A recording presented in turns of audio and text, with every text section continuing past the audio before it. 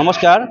আমাৰ আদৰ্শ প্ৰাথমিক বিদ্যালয়ত আজি শৈক্ষিক মেলা শিশু মেলা আৰম্ভ হৈছে। শিশু মেলা চৰকাৰৰ যিটো নিৰ্দেশ, সেই নিৰ্দেশ মতে আমি শিশু মেলা পাতিছোঁ। শিশু মেলাৰ মেইন উদ্দেশ্য হ'ল ল'ৰা ছোৱালীৰ ডেভেলপমেণ্ট, বিকাশ, শাৰীৰিক বিকাশ, মানসিক বিকাশ, সংখ্যা ধাৰণা, সাংখ্যিক ধাৰণা বা আৰু আমাৰ যিটো বৰ্ণৰ শিক্ষণ, গোটেইখিনি আমি ল'ৰা ছোৱালীক শিক্ষা দিয়াৰ কাৰণে এইখন মেলা চৰকাৰৰ নিৰ্দেশ মতে আমি অনুষ্ঠিত কৰিছোঁ।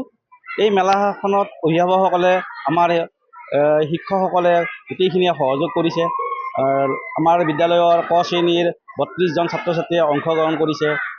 ল'ৰা ছোৱালীৰ সৰ্বাংগীন বিকাশৰ ক্ষেত্ৰত এই মেলাখনে ভাল পদক্ষেপ লোৱা বুলি আমি ধাৰণা কৰোঁ। আৰু এই মেলাখনৰ জৰিয়তে অভিভাৱকসকলে ল'ৰা ছোৱালীক ঘৰত ভালদৰে অন্ততঃ শিক্ষা দিয়াত সফল হ'ব বুলি আমি অনুভৱ কৰোঁ। চৰকাৰী বিদ্যালয়ৰ প্ৰতি মানুহ ভ্ৰমণ হৈছে লাহে লাহে, এইবিলাক হয়, চৰকাৰেতো ভাল পদক্ষেপ লৈছে। আমাৰ শিক্ষকসকলেও ভালদৰে সহযোগ কৰিছে, নিয়োগ হৈছে। গতিকে গোটেইখিনি আমি যদি শিক্ষকসকলে এনেদৰে যদি আমি যদি সহযোগ কৰোঁ, তেতিয়াহ'লে নিশ্চয় ল'ৰা ছোৱালী উন্নত হ'ব, ল'ৰা ছোৱালীৰ ফলাফল ভাল হ'ব আৰু চৰকাৰী বিদ্যালয়ৰ প্ৰতি ল'ৰা ছোৱালী আকৰ্ষিত হ'ব। অভিভাৱকসকলেও এই ক্ষেত্ৰত সহযোগ কৰিছে।